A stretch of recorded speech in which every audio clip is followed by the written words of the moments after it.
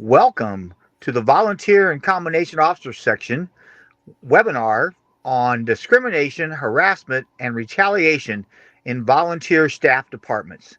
This is a different kind of topic that many fire and public safety personnel don't want to talk about or don't want to learn about. So we're extremely excited today to have a very knowledgeable presenter who's going to share some of her experiences and help us understand how to not get ourselves in trouble. The program is voice over IP technology, just like every one of ours. If you need support, go to the chat room. I'll be monitoring the chat room, or you can email webinars@ifc.org and we will try to help you get fixed. But I will tell you, if your system locks up, log off, log back in. We've had that happen. It happens to me, and it might happen to the presenter. But we will handle it if it happens to the presenter. But that's my best technology advice to somebody whose system locks up. Question and answers and chat. Chat will go on as throughout the presentation. We'll be monitoring the question and answers. We will not interrupt the presenter unless it's somebody says, I absolutely don't understand what she said. So keep that in mind. And then handouts, the presentation will be available in the handout section. What is the VCOS doing? Well, I think, I'm sort of prejudiced in favor of the VCOS since, I've been a member since we started in 1994. But one of the big things is Symposium in the Sun, where 600 of our friends come together every November at Clearwater Beach at the Hilton Resort to learn over 4 days of education. If you've not ever attended it, I encourage you to attend it. But I also encourage you better hurry up and register as soon as registration opens up in April, because it's been sold out for 8 years. All the other things on the screen there are things that we do. I'm not going to read those to you. You can read that stuff. But we are a pretty active group of members. We have the weekly webinar series, and this week we have two. But and many times we have one every Tuesday afternoon at 4 p.m. Various ribbon reports on various topics are available free of charge, whether you're a member or whether you're not a member. And so I encourage you to go to the vcos.org website, and you can download any of these ribbon reports. Here are some of the upcoming events and what we're doing from the webinar series on the left, and then other IFC events over on the right. If you've not ever attended Fire Rescue Med, it's a great conference that's being brought back live. It has been virtual for several years, and so I encourage you to look at Fire Rescue Med topics and see how they might be of interest to you. So, our topic for today, Introduction to Discrimination, Harassment, and Retaliation. Alyssa Arnoff is our presenter today. She is an attorney from the Chicago area. She is I'd say she's an expert in personnel and employment law. She's been working in the fire service since 2010. She has learned what blue card is and what a truss is. So with that, Alyssa, I will turn it over to you. The floor is yours. Okay. Thanks, Chief, and thanks everybody for joining us. I'm going to go through some basic and some specific things regarding discrimination, harassment, and retaliation, which will also include some of the new laws that you've got to contend with. What I want to start out with whenever I'm speaking with people from either a volunteer or combination department is we always have this issue come up, do the employment laws really apply to us? And I always work from the assumption that the employment laws do apply. They do apply to you when you're talking about your planning and how you're addressing personnel issues, because ultimately an arbitrator or a judge or a jury are going to be the ones that tell you down the line whether you're covered. So from a practical standpoint, it makes sense to follow the laws to the extent that you can, so we don't have to worry about that at the other end. So again, what I want to talk about today is discrimination, harassment, and retaliation. And the reason the circles interlock is because they all do relate to one another. Something that the Chief and I talked about before, again, this is not a DEI program. It's not a diversity, equity, and inclusion program. When we talk about discrimination, harassment, and retaliation, obviously your policies and how you address these issues do influence DEI, but we're really talking about what your legal obligations are and to give you best practices in personnel management, so you're not dealing with charges or complaints. So the first law that I want to talk about, and you probably know of it, is Title VII. It's fully called Title VII of the Civil Rights Act. And it's one of the oldest of our civil rights laws, and it covers 3 different areas. It covers sex or gender, it covers race, color, religion, or national origin. Depending on where you live, you may have a state law that covers these things as well. So for example, I'm in Illinois, we have the Illinois Human Rights Act. If you're listening from California, you have the California Fair Employment and Housing Act. If you're in Connecticut, you've got the Connecticut Fair Employment Practices Act. So in addition to the federal law, you may have a state or municipal law that talks about the same things. And basically what this law says is you cannot treat anybody different on the basis of their gender, their race, their color, their religion, or their national origin. And I want to talk a little bit in detail about each of these means as we work through it. But again, under each of these, what's important to remember, under sex, race, color, religion, and national origin, 3 different types of activities are prohibited. You can't discriminate on the basis of race. You can't harass on the basis of race. You can't retaliate on the basis of race. So there's all types of different claims that can come up. So when I'm talking about these 3 things, what do I mean? How do we define them? So in the broadest terms, when I talk about employment discrimination, what I'm talking about is we're treating somebody differently due to their protected class status. And again, when we're looking under Title VII, we're looking under these 5 protected classes. Where I am in Illinois, we have other protected classes. We have arrest record, we have marital status, we have parental status. So you can't treat people differently because of their protected class status. So what might that mean, for example? You can't assign, for example, you can't assign a woman to only a day shift because you think she needs to be at home in the evening to make meals for her family. That would be a form of gender discrimination. Now, harassment is a form of discrimination. It's a subset of discrimination. And we're going to talk about it a little bit more. So there still has to be a protected class status. But here, the person is being treated adversely because of their protected class status. It creates what we call a hostile work environment. A lot of times you hear people throwing that phrase around. A lot of people use hostile work environment, and it sets off red flags in all of our heads because it has a legal meaning. But unfortunately, people use it commonplace. We want to talk about what the legal meaning is. And finally, and really the most important, and why I say that I'm still in business, is there's retaliation claims. And a retaliation claim is when something really bad happens to somebody because they've either reported or complained of discrimination or harassment, or because they were a witness or somehow helped in an investigation.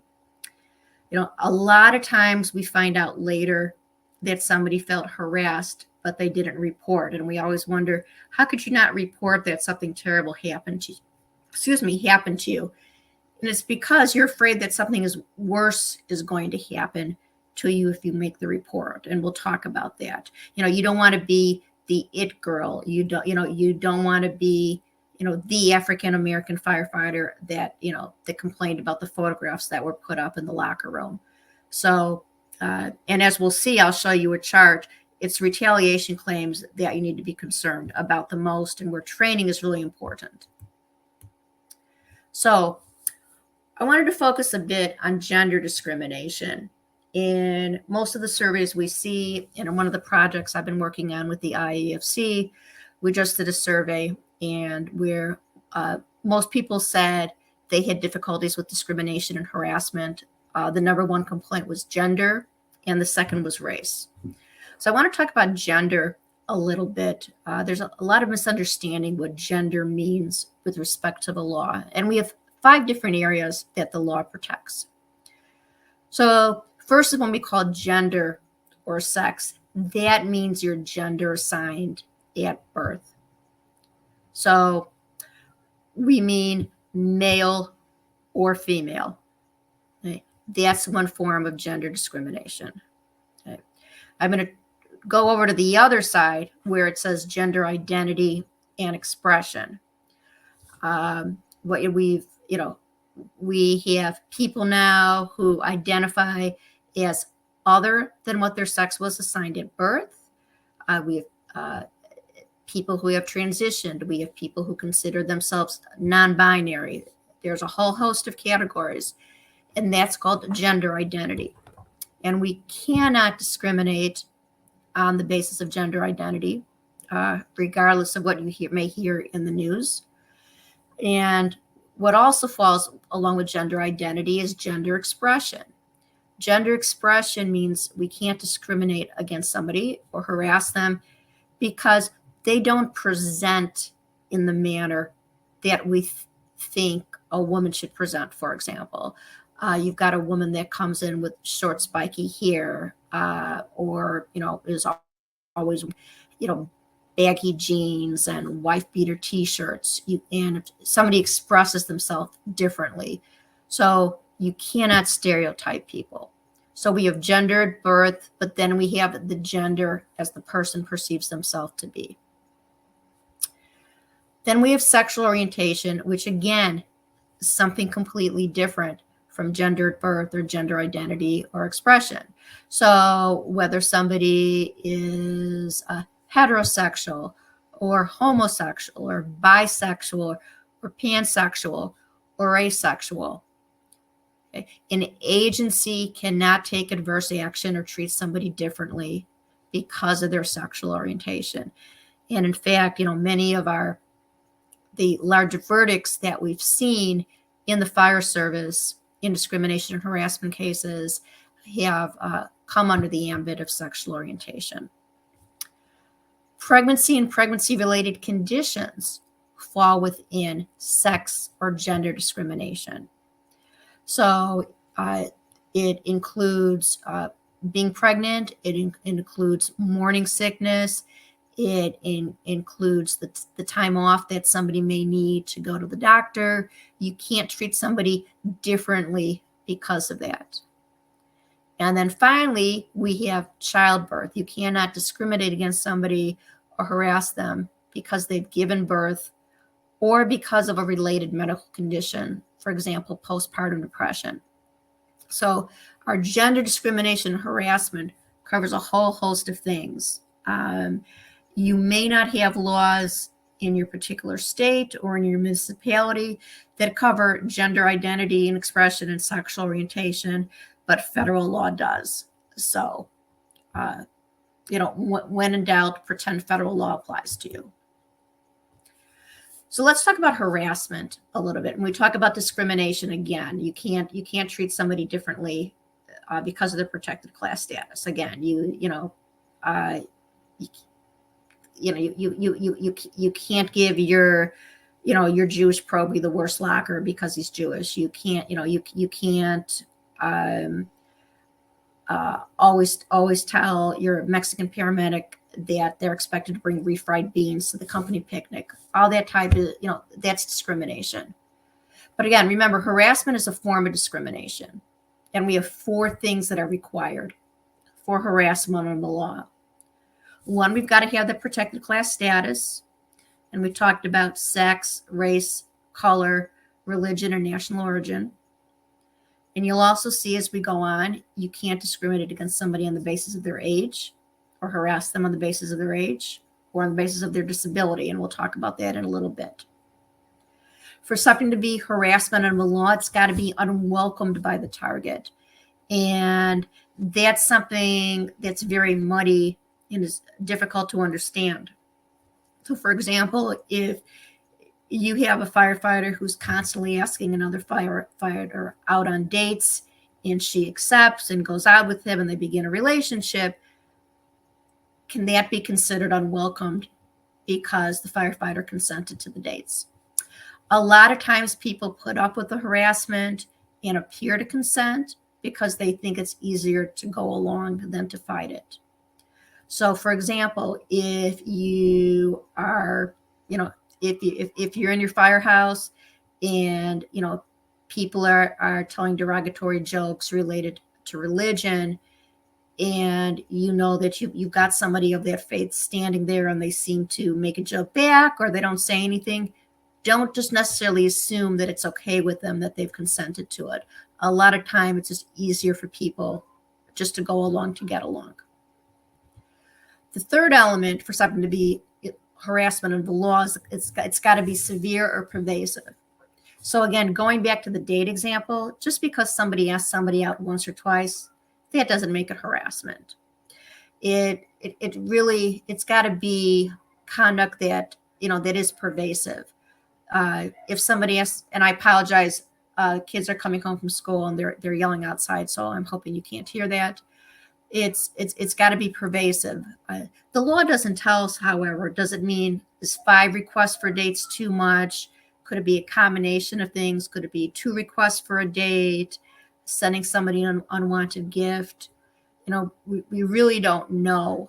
And that's why, again, it's really important that we have policies in place and we make sure that people know that they've got somebody to talk to if they've got a concern. Otherwise, there are some things where it only has to happen once. So, for example, if somebody is raped, that's severe. We don't have to wait for it to happen again. I will tell you, in the 3 states governing the law where I live, we had a case many years ago where the judge read this as severe and pervasive. We had a sheriff's deputy that was raped, and the judge found there was no sexual harassment because it only happened one time. As you can imagine, that went over like a lead boot, and it went up and it got overturned. And the judge retired shortly thereafter. So something to be severe, it only has to happen once. Where we've seen some change in what the judges are doing, and this has happened in some of the cases involving the fire service, when a noose has been found in an African-American firefighter's locker, that in itself is considered severe. Probably 5, 6, 7 years ago, we would say something like that had to be pervasive, but the judges have changed their thoughts there. So depending on what it is, one time might be enough. And the fourth element for something to be unlawful harassment is that somehow the harassment has to change the terms and conditions of employment. And how might that manifest itself? The person might be afraid to come to work. They may eat by themselves during dinner. They may be slower to respond to calls. They, aren't really participating in training. They are afraid when they go out on calls that somebody's not going to have their back. So there's really got, there's got to be a change. So what I want to make sure that you understand is these are the 4 things to make something unlawful harassment. From where you stand, I never want you to have to be in a position that you've got to say, do I have all 4 of these things for it to be unlawful harassment? What I tend to try and preach and teach, if you're seeing any of these things happen, you want to make sure you're addressing it either formally or informally, because you never want to have to deal with the lawyer and deal with whether it meets the definition of illegal harassment.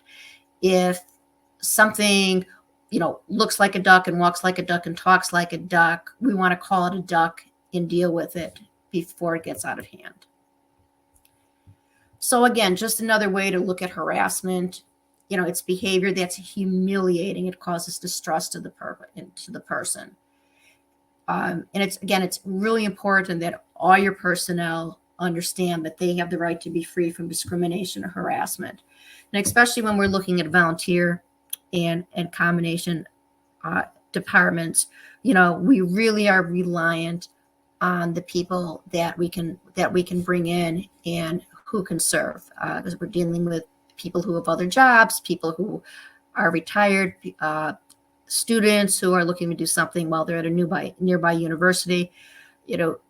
We really have a different population here, and we want to, and we want to be able to retain people and retain good people. And so we need to make sure that everybody understands there's conduct that we're not going to tolerate. Something also that's recognized under the law that a lot of people don't understand, and we've seen some of these cases and we've seen some of them in the fire service, is you can't be discriminated against because of the race, for example, of someone with whom you associate. If you've got a white firefighter dating a black firefighter, that white firefighter can't be discriminated or harassed because he's dating somebody outside of his race. So something that we need to remember. Also, it's this perspective of the target. Remember when we talked about whether the conduct was welcome or whether the conditions of employment were altered. It's really how I, as the recipient of the conduct, will feel about it. It doesn't matter whether the harasser had all good intentions or was, just joking, or, thought eyeballing me up and down and making sexual comment would make me feel good. So, it's really how I, as the target, I'm going to perceive it.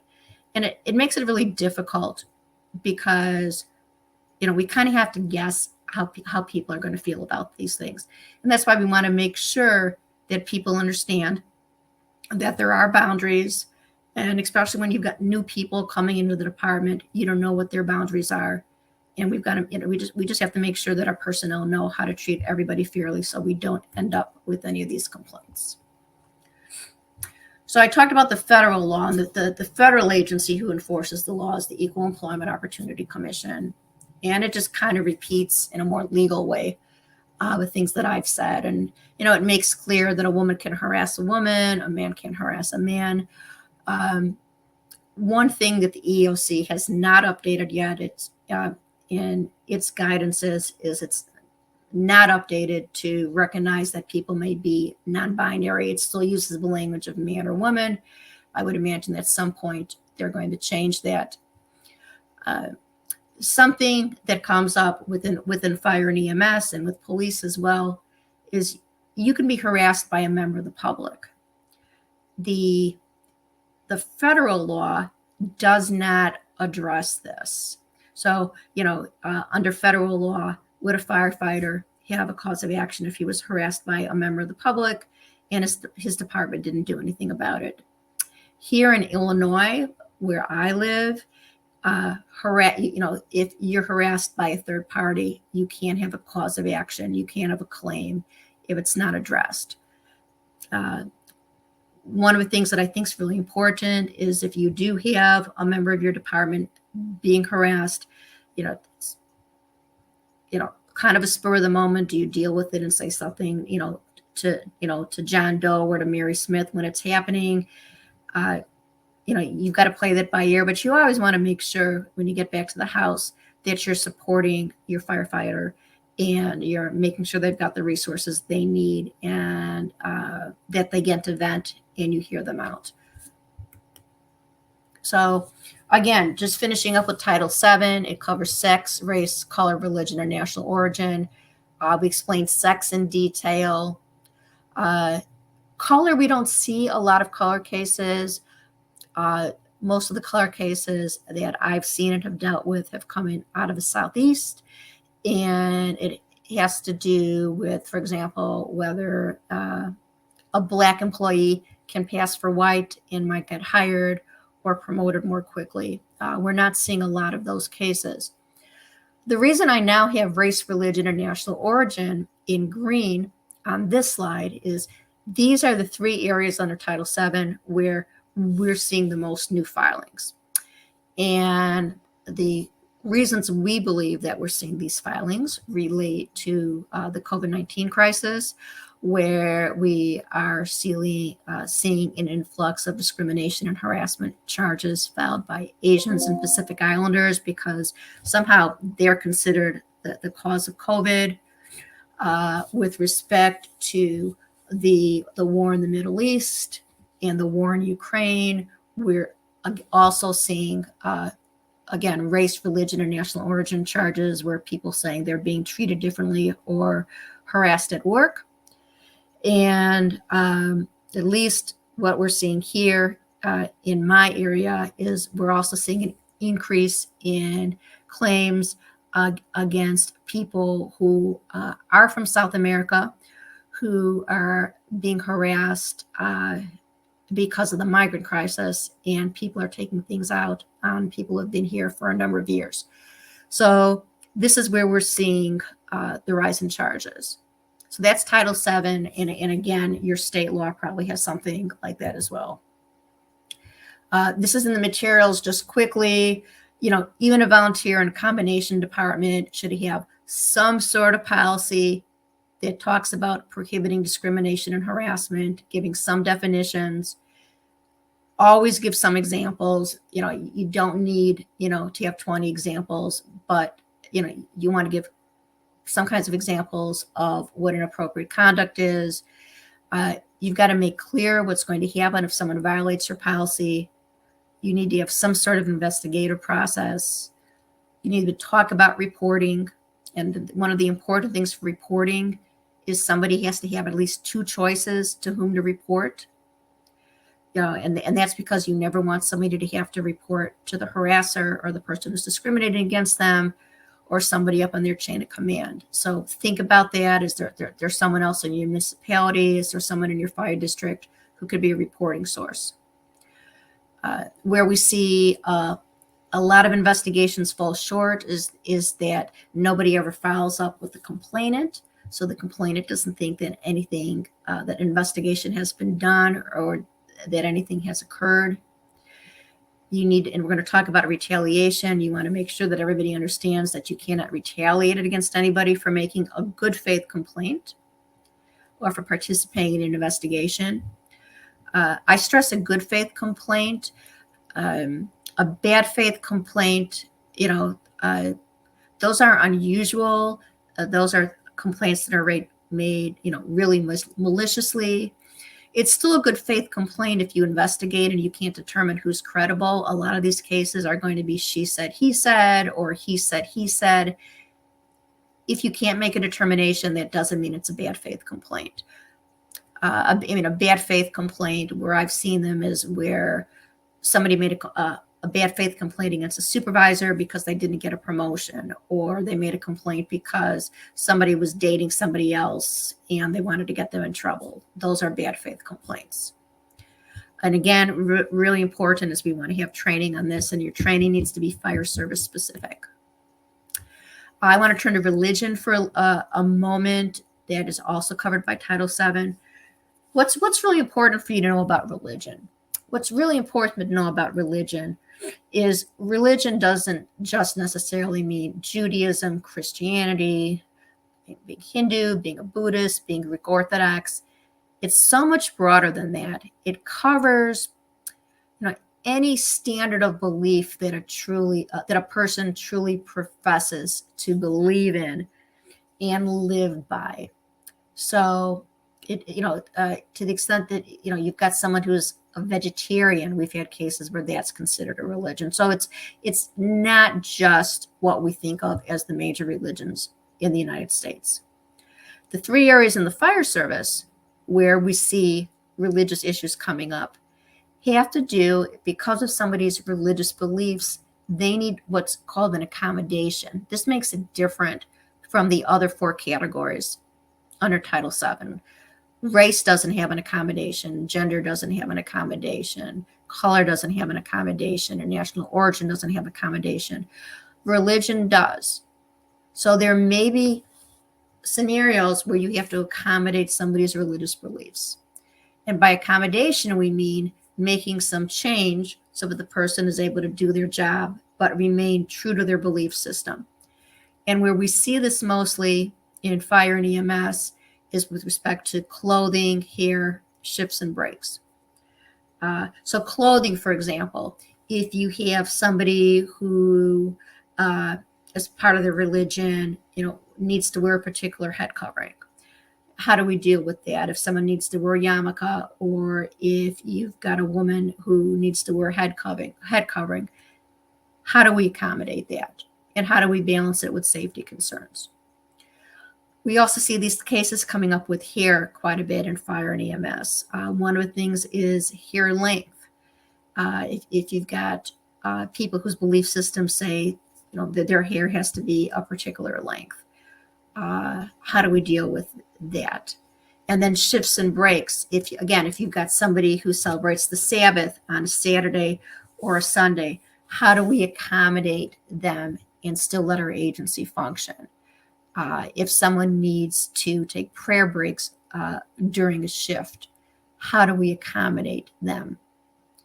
9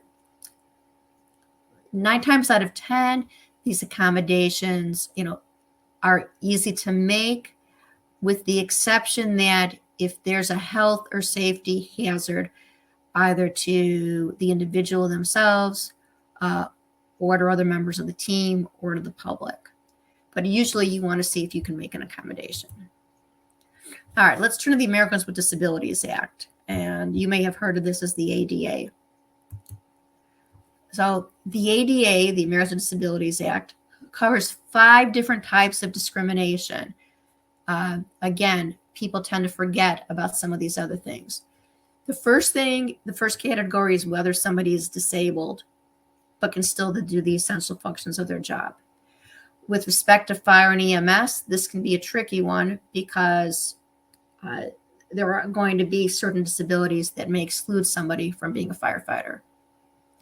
Another area of protection is, if we regard somebody as disabled, do we think that somebody has a particular condition? And because they have that condition, we're not going to consider them for promotion, or we're not going to consider them for a particular type of training.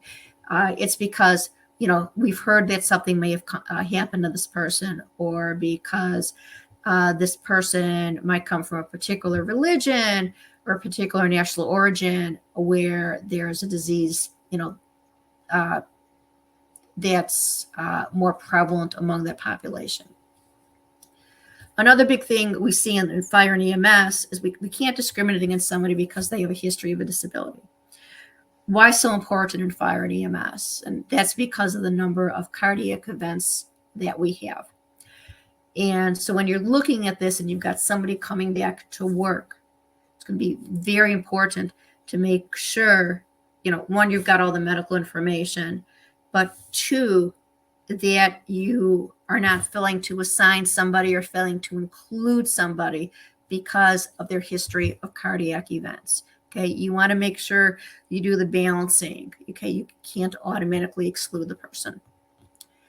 We also have associational disability. Remember, I talked about if you associate, if you're dating somebody of a different race, same thing under the ADA. If you've got somebody who is taking care of a disabled child, for example, which may take more of their time, again, you can't harass or discriminate against that person because of that. And finally, I think the big thing in most of the cases that I've been involved in the fire service are the failure to accommodate cases. When you've got somebody who's disabled, but are they otherwise qualified to do their job? Is there some way we can accommodate them? I think there are types of disabilities that we may not be able to accommodate in the fire service. If you've got somebody who's blind, can they go out on calls? If you've got somebody who is missing a limb, are they able to provide these? Are they able to do the essential functions of the job? But we still have to go through what we call the interactive accommodation process. You still have responsibilities if somebody presents with a disability or a condition. And it's your responsibility to have a discussion about it and find out from the person what the limitations are and compare them to what that person's essential job functions are. You can get medical information from the person's healthcare provider, so you're getting accurate information. And you want to compare it against your job description because, again, what really do you need this person to do, and what are incidental activities to this? And especially when we're talking about volunteers, we need volunteers to fill all different types of activities within our fire service. So we really need to think that through. Talk with the other people in your department, and if there's a collective bargaining agreement in place, You want to make sure that you look at that. What kinds of reasonable accommodations are there? And let me talk about one. A number of fire departments. I've dealt with firefighters who've been diagnosed with ADD and ADHD. In a number of departments, they're excluded automatically if they disclose that they're taking a particular drug. Hence, they don't disclose. Just something to think about. But how could we accommodate somebody with ADD or ADHD? Maybe the limitation is they've got problem writing reports. Is that something that we can have somebody else do? Is that really an essential function of what we need them to do? Are they really good driving? Are they really good doing rescue? Are they really good doing extrication? Maybe we assign the writing to somebody else if they've got that issue. Can we put somebody on light duty if somebody hurt their back? Can we assign them to different things? You don't have to create a light duty position if one doesn't exist. It's just something to think about. And a lot of times agencies get themselves into trouble because they're afraid to consider creating a light duty position, because we think that if we create it for firefighter A, we've got to create it for firefighter B, and then for firefighter C, and for firefighter D. And that's simply not the case. When we do accommodations, it's on a case-by-case basis. So just different things to think about. Okay, but the 5 magic words, what I like to talk about, if you've got somebody who tells you that they've got some sort of condition, okay, your question to them is going to be very simple. How can I help you? How can I help you? Let them give you the information, and then you follow up.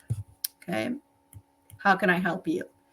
And again, if you're relying on NFPA 1582 for your job description, again, make sure that's official, make sure that's in your documentation, and that'll help you with determining what the essential job functions are for your positions in your department.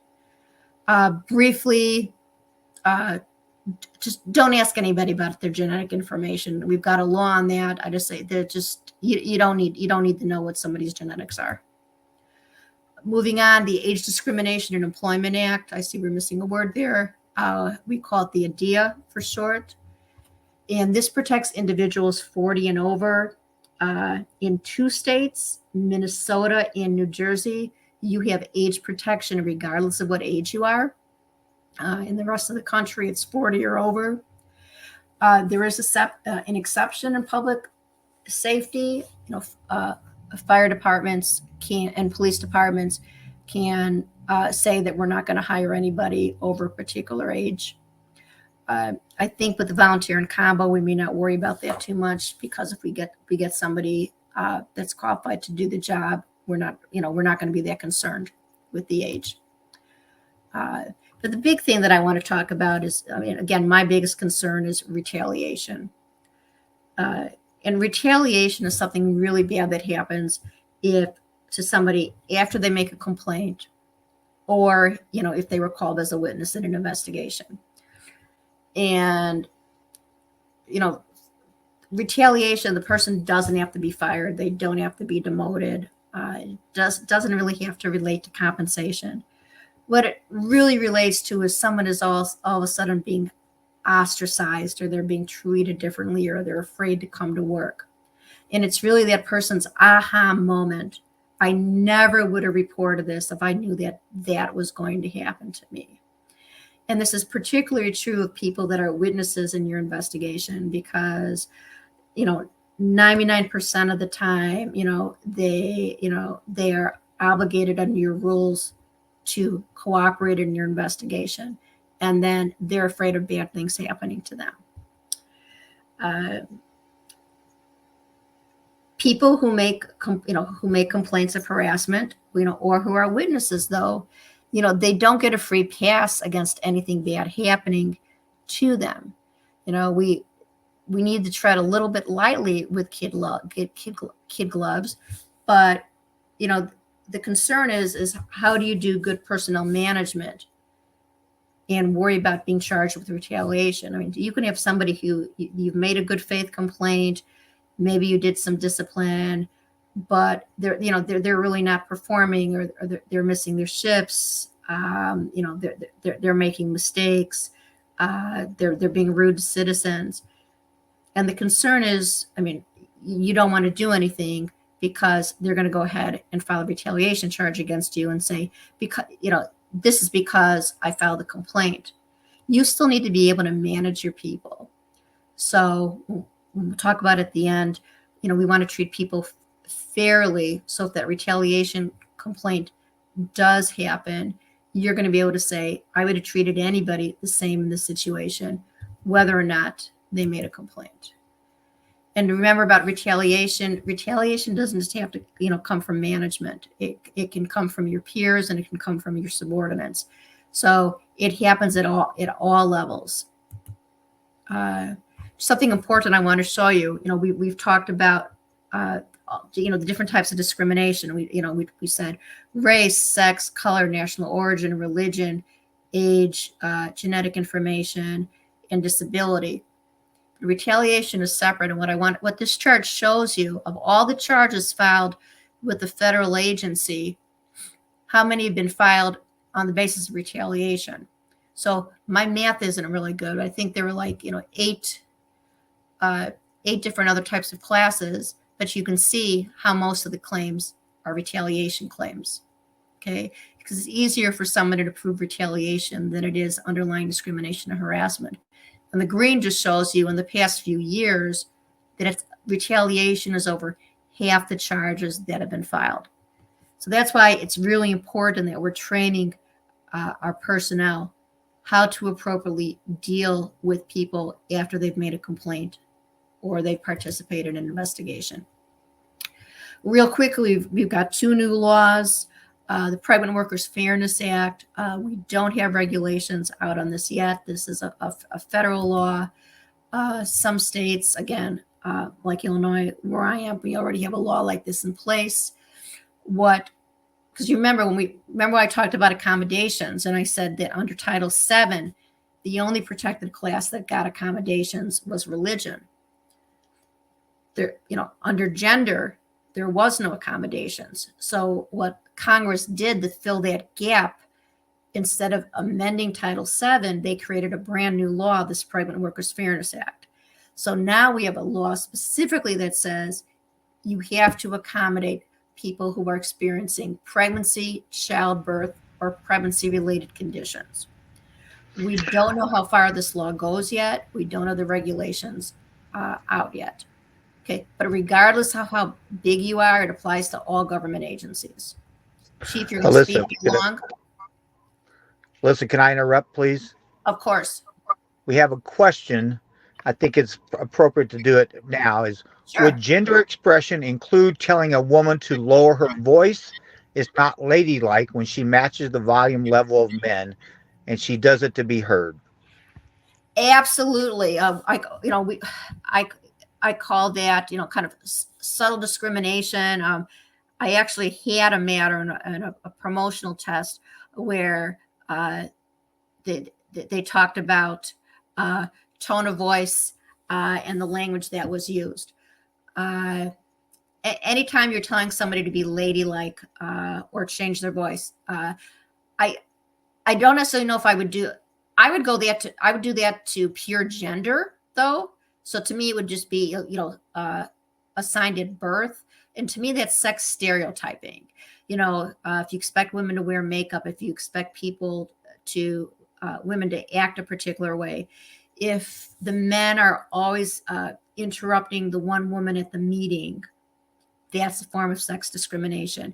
If you're always expecting the woman to do the dishes after the crew has had a meal, that can be a form of gender discrimination. So that's a great question, because gender discrimination, is not about the act of sex. It's about how we're treating somebody because of their gender.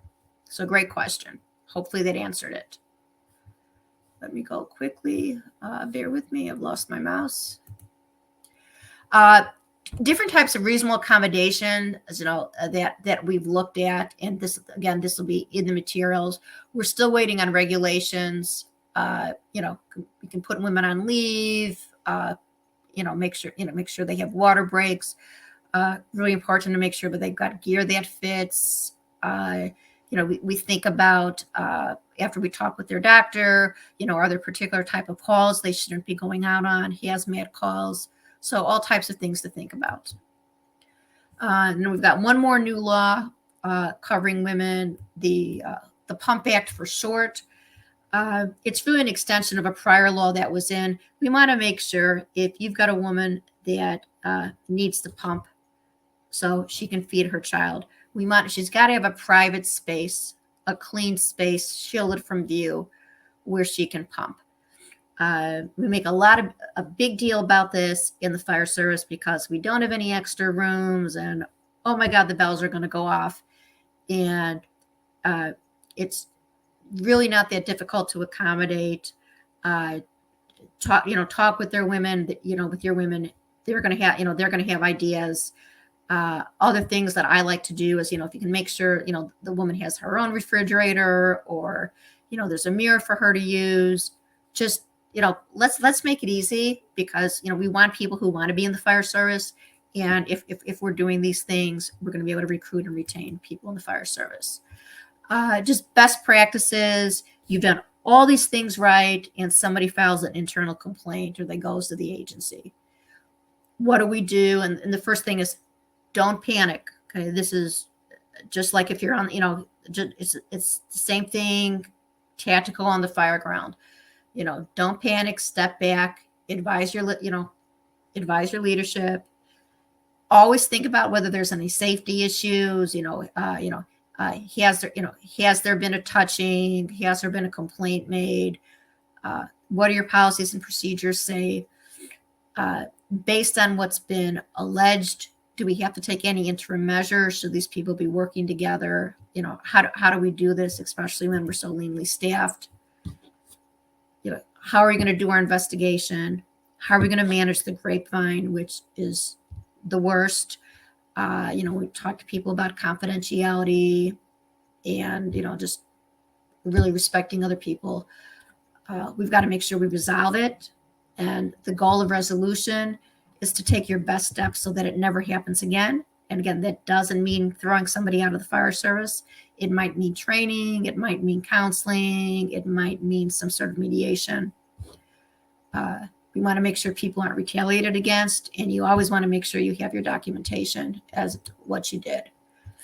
If you need any extra tools, this is a toolkit we worked on, Women in Fire and National Volunteer Fire Council. It takes you through all these things I've talked about. And the link will be in the separate handout materials as well. But it's got really good checklists in it. So please take a look at it. I like to use some alphabet takeaways, because I know this is a lot of information in 45 minutes. I think the key is always be consistent. If you're treating people the same, and fairly is on the next slide, but if you treat people the same, because remember, discrimination is about treating people differently. So if you're consistent in how you're treating people, that's going to help you in avoiding these claims, or if a claim is filed, being able to defeat it. Okay. Do engage fairly. So it's not enough to be consistent. I don't want you to be an equal opportunity harasser. That's not going to save anybody from a charge.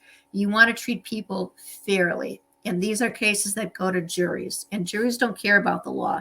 They want to know if the person was treated fairly. And finally, your 911, get help immediately. Okay. Who are the people in your district? Where should you be going? Or because, this is something that you want to address. My contact information is here. Happy to talk to anybody. I won't charge you. Just call and say you're on the VCAS seminar. My goal is to help you out and be safe. And I really appreciate all you do. Chief? Well, Alyssa, thank you. Wow. Lots of good comments on the chat. Several people going awesome presentation. So thank you about that.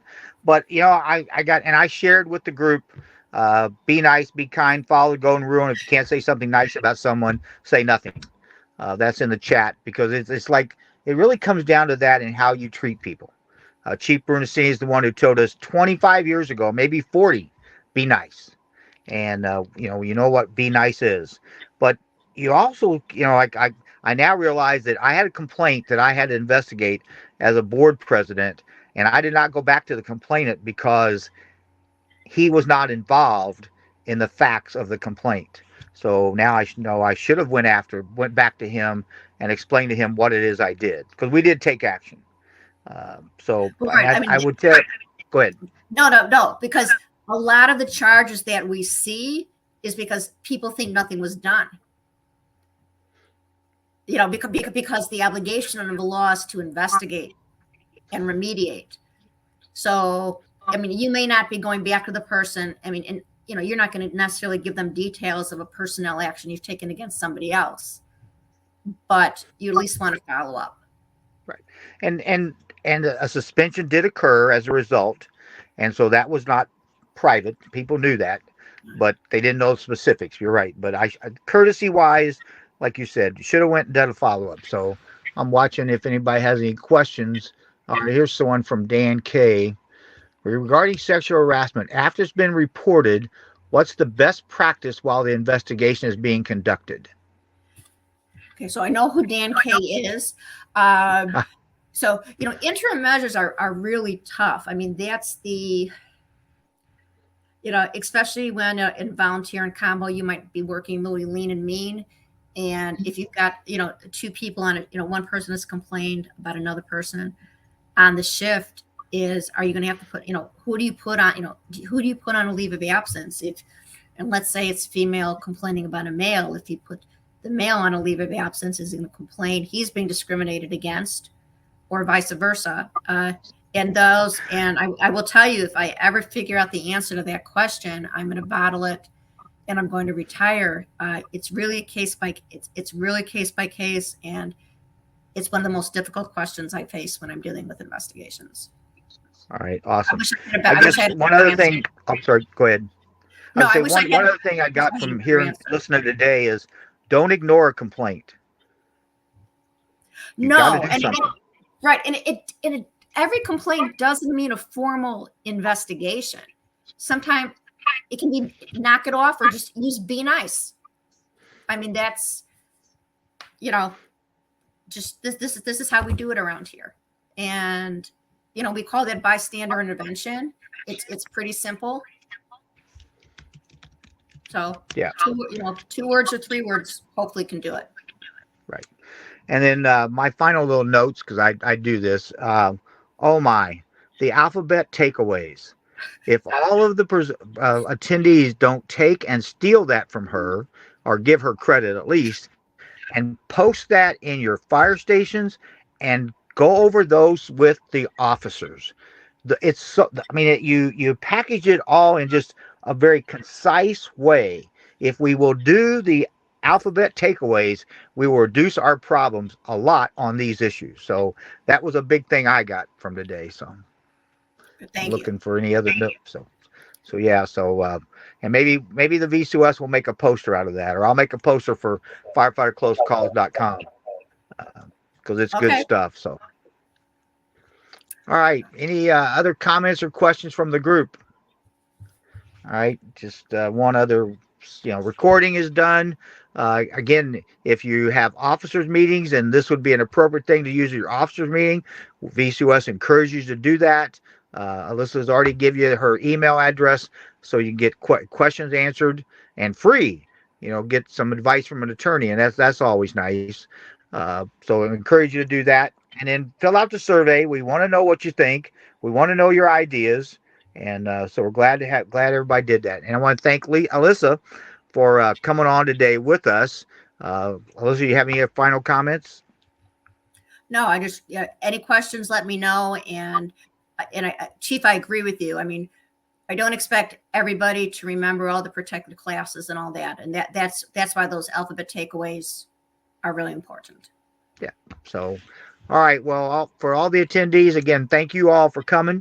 We appreciate it. We had, I saw at least 6 states in the chat room. So usually But as a Nan knows, our IFC coordinator, I lost a guy from Puerto Rico. We've had a guy that he's missed the last 4 webinars. I got to find out what happened to him because it's like he made every one of them for like 4 months. So we've had good representation from around the country as well. So with that, I'm going to bid farewell to everybody. Be safe out there. Take care and go download the alphabet takeaways and post them in your fire station. Bye-bye.